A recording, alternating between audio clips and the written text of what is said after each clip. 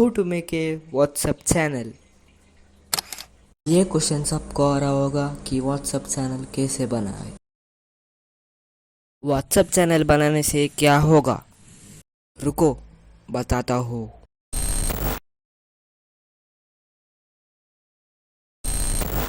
अगर आपका एक YouTube चैनल है, सब्सक्राइबर्स 90K 100K के बीच में है, तो तब आप एक पब्लिक WhatsApp चैनल बना सकते हो।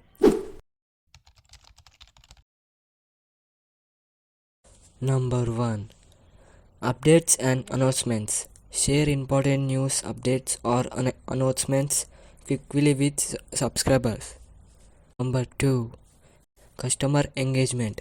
Maintain engagement with followers through regular content, tips and promotions. Number 3, brand awareness. Increase visibility and strengthen your brand's presence by reaching more people.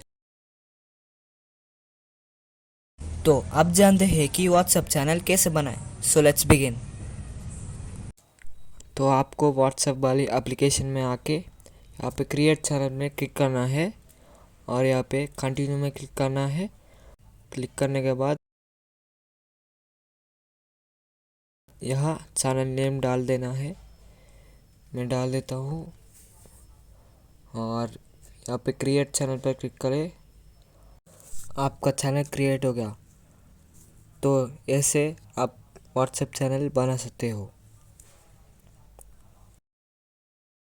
तो आपको 5 बेस्ट एडिटिंग ऐप्स चाहिए तो इस वीडियो पर click करके देखो। तुमसे मिलूँगा नेक्स्ट वीडियो पर। बाय।